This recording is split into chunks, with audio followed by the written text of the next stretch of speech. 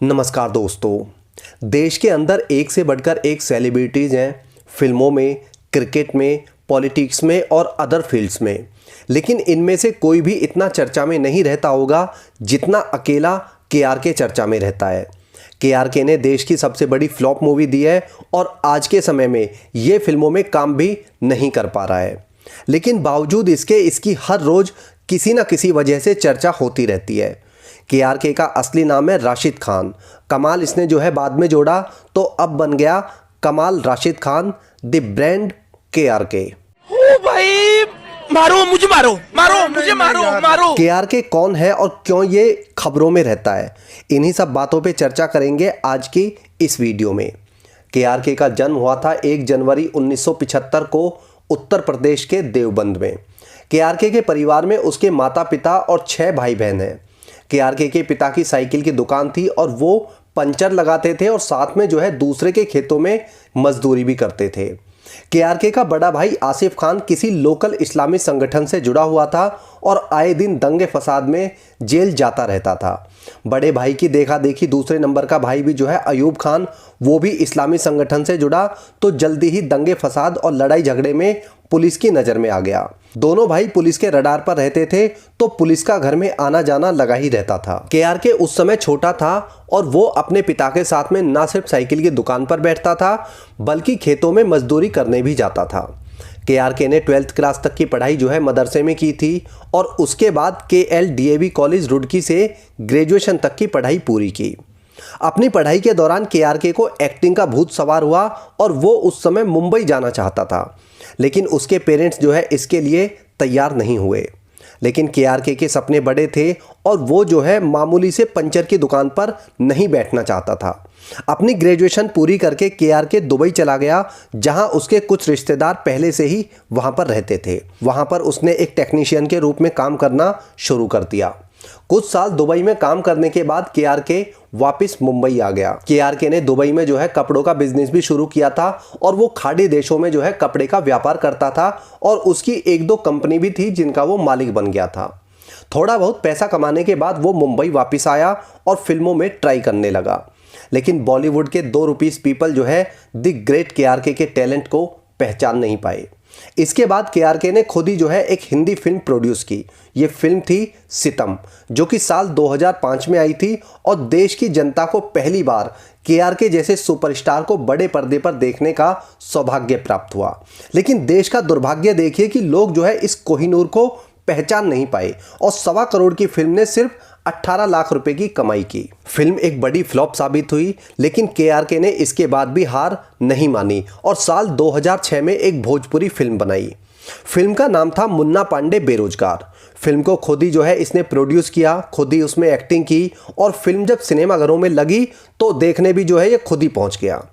केआरके ने film flop होने के बाद बयान दिया कि उसकी भोजपुरी मूवी जो थी वो मास्टरपीस मूवी थी, लेकिन फिल्म का नाम हिंदी में था मुन्ना पांडे बेरोजगार, तो जो बिहार के लोग थे वो इस मूवी से, इस नाम से जो है कनेक्ट नहीं कर पाए। इस बयान के बाद बिहार के लोगों ने सामूहिक आत्मदाह करने का प्रण लिया, लेकिन तभी बिहार के लोगों को पता चला कि केआरके जो है हिंदी में एक और फिल्म बना रहा है। फिल्म का नाम था देशद्रोही। बिहार के लोगों ने सोचा कि वो अकेले ही क्यों मरे, देशद्रोही को रिलीज होने दो, पूरे देश के साथ एक साथ प्राणों की आहुति देंगे। साल 2008 में देशद्रोही मूवी बनी और फिल्म रिलीज होने से पहले ही विवादों में आ गई। दरअसल फिल्म का विषय था मराठी बनाम गैर मराठी। महाराष्ट्र में शिवसेना जो है हमेशा से गैर मराठियों को निशाना बनाती रहती थी और ऐसे मुद्दे से जो है दंगे होने की संभावना थी।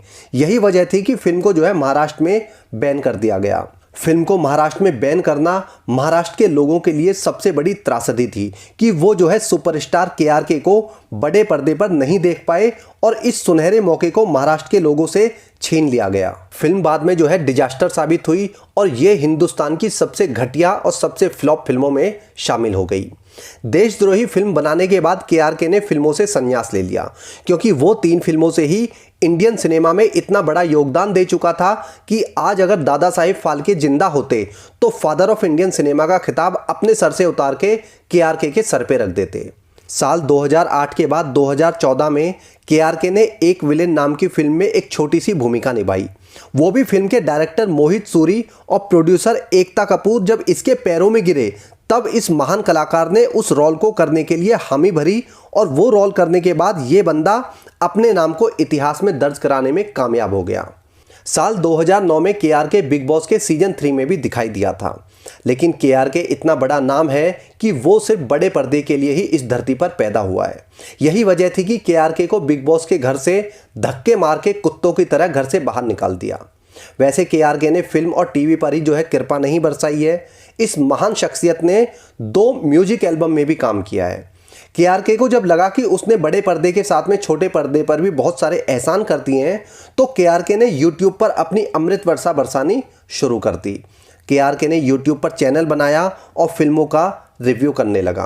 केआरके ने भारतीय सिनेमा में सफलता के जो मापदंड निर्धारित किए थे, वो चाहता था कि बाकी के कलाकार जो है उसे फॉलो करें, उसके पदचिन्हों पर चले, लेकिन बॉलीवुड के भांड और नचनियों को अश्लीलता फैलाने के अलावा कुछ और आता ही नहीं है।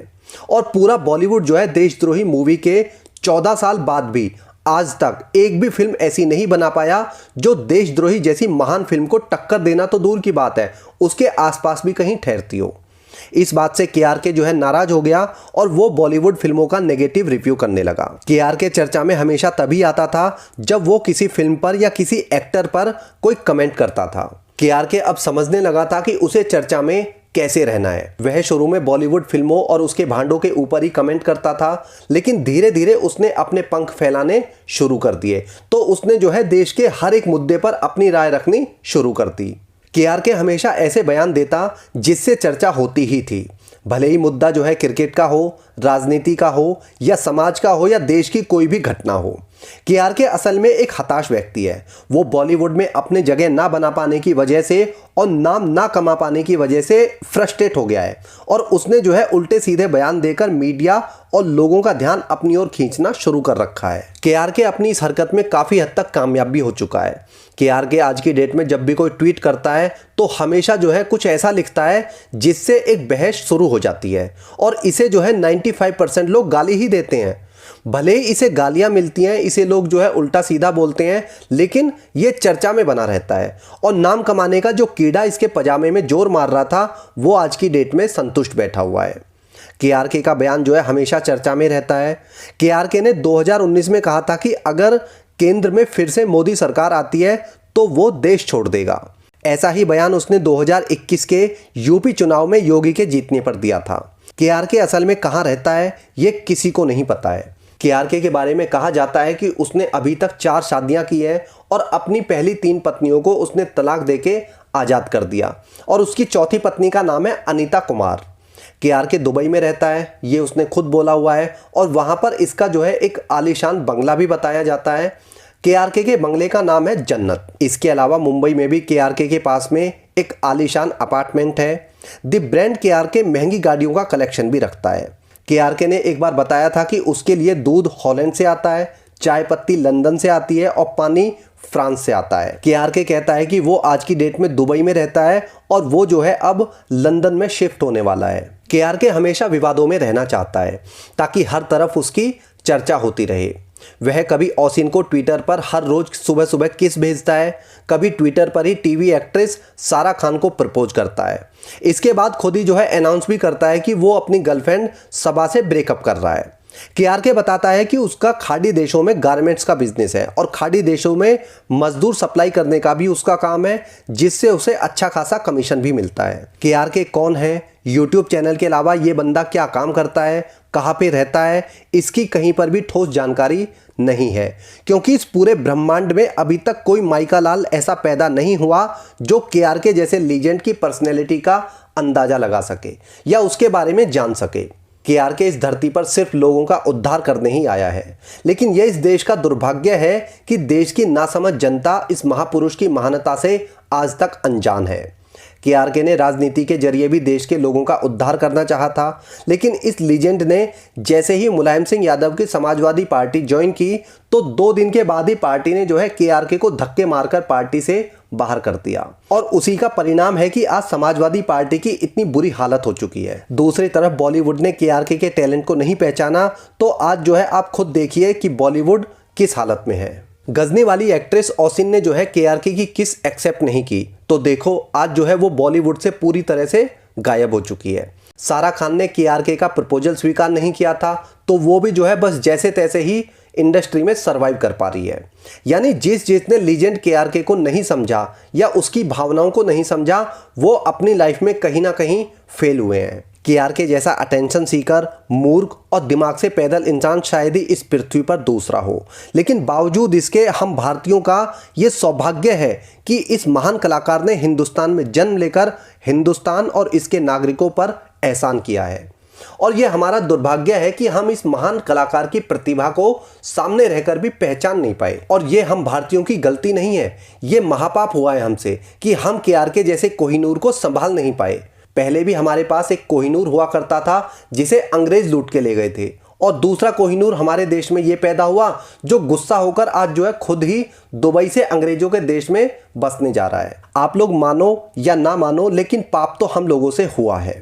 और इस पाप के बदले में भगवान जी अगर हम सबको गर्म तेल की कढ़ाई में हमारे पकौड़े भी तल दे तो भी कम है।